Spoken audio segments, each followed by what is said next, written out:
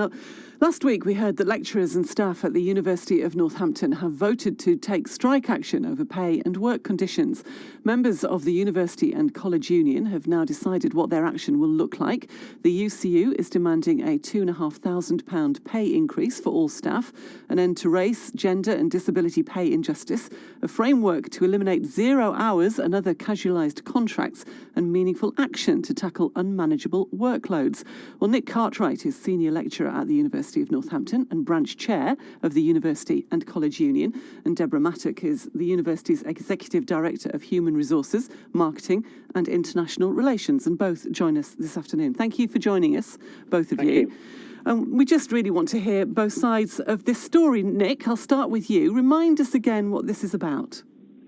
Okay, so there's 4 aspects to this. I mean, the first is casualisation, and that's essentially staff who are working on 0 hours, short-term fixed contracts. And students who are paying quite substantial fees now are regularly being taught by staff who don't have a fixed-term contract, who work for multiple institutions and have this 0 hours contract. And we don't think that's good for students, we don't think that's good for those staff, and we don't think it's really good for the university. In terms of workloads, we've got to a point where workloads have become unmanageable. Mental health is a rising issue among academic staff because of the amount of work that they're expected to do. We get very limited preparation, marking time, and time to give the students the pastoral care they need within our workloads. As you mentioned, we're concerned about pay equality. And I'm not talking here about equal pay, because pay equality includes equal pay as well as systemic issues that lead to the gender pay gap. And there is a gender pay gap at the University of Northampton, which means that on average, because of systemic and institutional barriers, female staff do earn less than male staff. And of course, then there's the issue of pay. And this dates back somewhat. In 2019, there was a 1.8% pay rise given by universities. The University of Northampton delayed that by 6 months, so staff are still owed money. In 2020, it was a 0% pay rise, and in 2021, the offer is 1.5%. So that £2,500 kind of covers off quite a lot. And in real terms, for someone who's a senior lecturer, we're looking at a below inflationary pay rise. So we're in fact asking staff to go out on strike to fight for a below inflationary pay rise. And we're seeing staff in record numbers come out and do that. So we represent a significant number of academic staff. We don't represent the cleaners, we don't represent lots of other staff. There are other trade unions that do that, but we represent academic staff. And we didn't advocate which way those staff voted. We asked them to vote.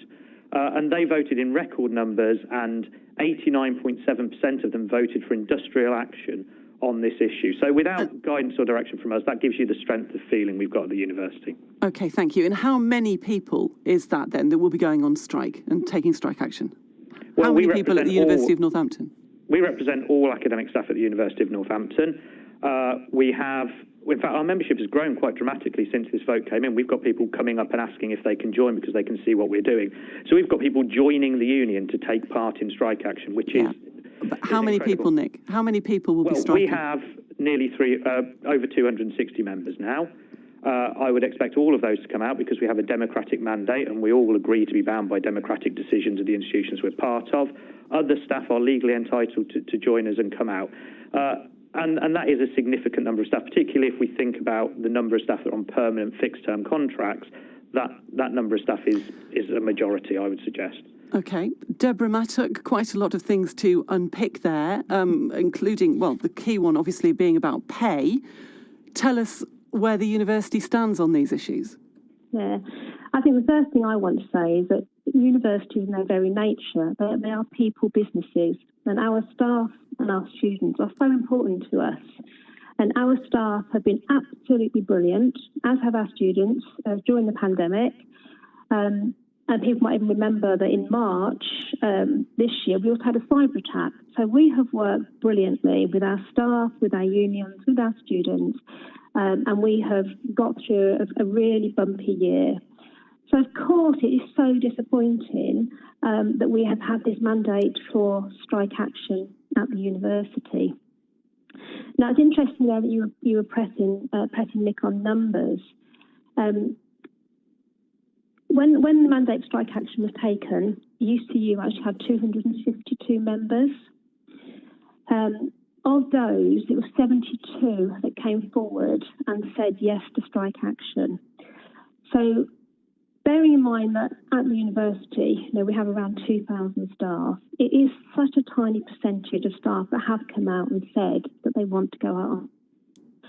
I think we worked out roughly something like 24% of the union that said they want to go on strike, and that's about 3% of the university. So I'm not saying there won't be disruption, but of course there will. But I just think it's so sad at this stage that we are in this position.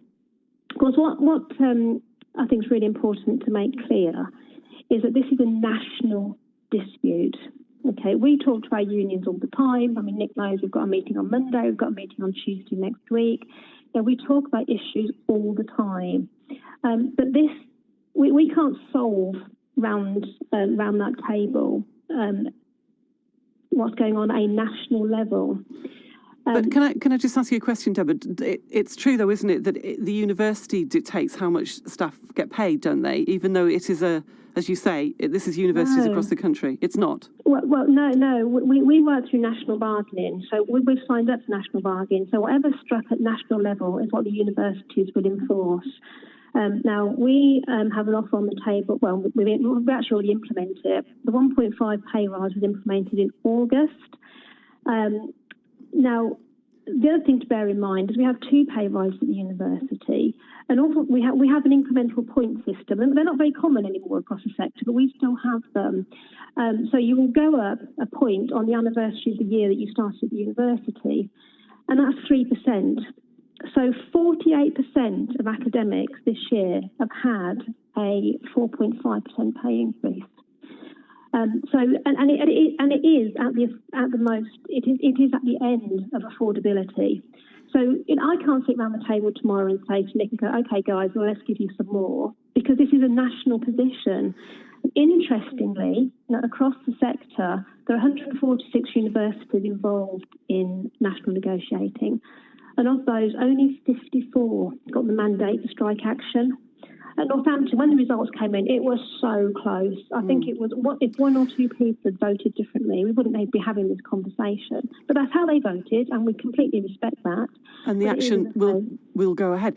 Can I just ask you, one of the points that Nick mentioned there is about the difference in gender pay. So is it true that some women at the university get paid less than their male counterparts?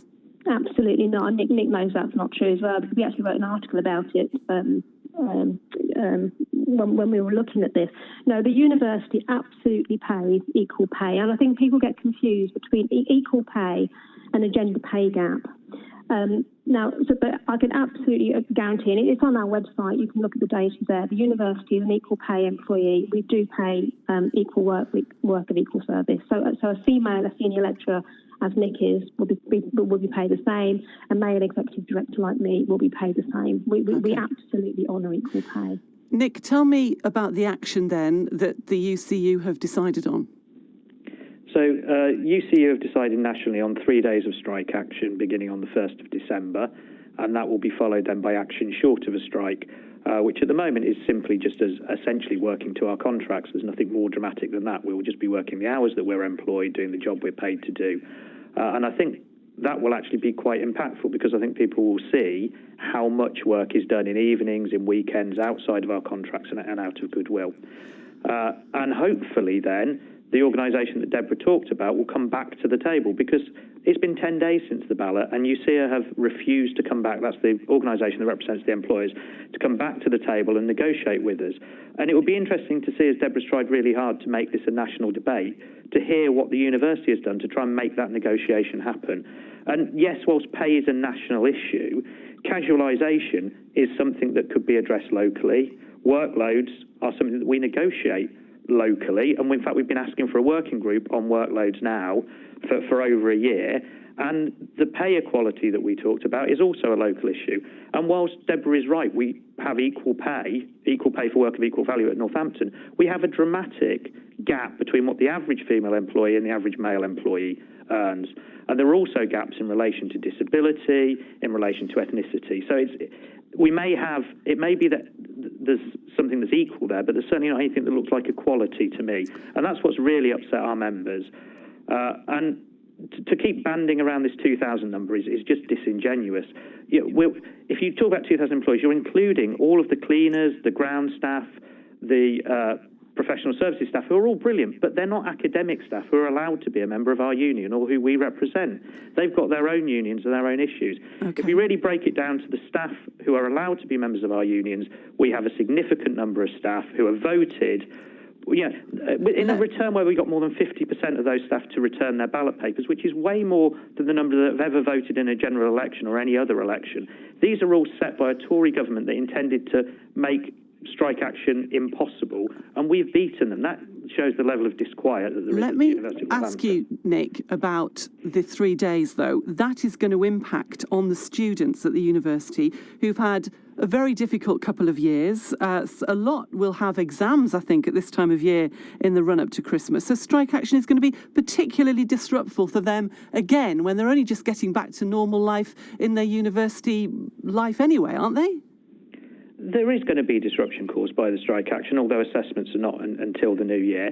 But we are hoping that before December the 1st, the negotiators come back to the table and recognise what's going on here. And it'd be really interesting to hear off Deborah what the university is asking the employers to do. How much less than inflation do we think is a fair pay rise for academic staff, who have also suffered an awful lot of disruption and worked incredibly hard during the pandemic?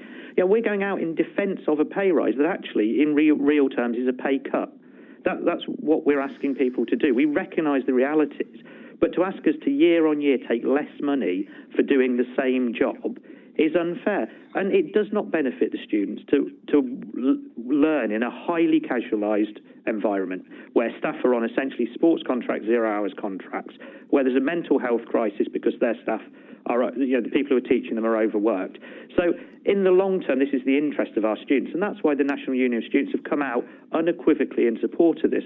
And when I spoke to my students today, they were in support of what was going on. They can see that having staff who are treated fairly, who are respected for what they do and are rewarded appropriately is the right thing to do and is good for them. Well, we haven't got any students here with us to talk to us today. No doubt we'll hear from them in due course. Deborah, the reality is that you've got a lot of lecturers here, a lot of staff who have been working extraordinarily hard during the pandemic, trying to deliver classes in really difficult situations, haven't you? And they are vital to the life of the university. They absolutely are, yeah. I have to come back on just one correction. I did check all my data. Our gender pay gap for academic staff that Nick represents is actually 2.7%, which actually is it's never going to be zero. So, that is something we've worked really hard to reduce. I'm so pleased we've got it down to 2.7. And also, in response to casualisation, now, I'm director of HR as well as various other things, and we really monitor very carefully the usage of 0 hours contracts at the university. I checked again the data before we came out, and the faculty with the highest is on something like 33%. And 32%, that's because we have retired staff, very experienced, excellent lecturers, retired staff who come back. We have specialists who, we don't have a full-time job for them, and they work with us. We have PhD students who really enjoy and want to teach to support their PhD. So, I'm with Nick on casualisation, totally. It's annoying sometimes. I think sometimes we actually want the same thing. But the University of Northampton is not heavily casualised. They might be at national level, but let's bring this down. At Northampton, we don't have we pay equal pay. Our gender pay gap for academics is 2.7%. We're not heavily casualised. We respect, we value our staff and our students, and let's just hope that we can get through this with minimum disruption to our students. We don't have, as you will understand, both of you, hours and hours to debate this. I'm sure there's lots of opportunities. Can I just come back on the 2%? We're missing an important figure there. The gender pay gap, the median gender pay gap at Northampton is in excess of 12%. Deborah's lost a 1 off the start of that number. It's in excess of 12%. And I taught a module today where the colleagues I teach with are hourly paid staff who work at multiple institutions who have been doing so at Northampton for several years. They're not PhD students who are grateful for the work. They're people who've got rent to pay, who are working multiple jobs on a sports direct style 0 hours contract. Okay. But Nick, to knock a 1 off the front of the number is just to Deborah, misrepresent it. Just briefly, please. Yeah, academic staff is 2.7%. The university as a whole, and Nick knows why, and knows what we're doing to work towards the university as a whole, but Nick, as he said, is representing academics, and the academic gender pay gap is 2.7%. We're going to leave it there. Clearly, there is an awful lot for both sides to talk about in this. I'll ask you finally, is there room for compromise? Are you going to be able to talk about this and get some resolution to this? Just briefly, Nick, finally? Yes. Deborah? Great. Well, just to push it back, this is a national, not a local. So what we can achieve locally, we are just one of another 146 institutions. Thank you both very much indeed for joining us this afternoon. Nick Cartwright is a senior lecturer at the University of Northampton and branch chair of the University and College Union. Deborah Mattock, who's the university's executive director of human resources, marketing and international relations.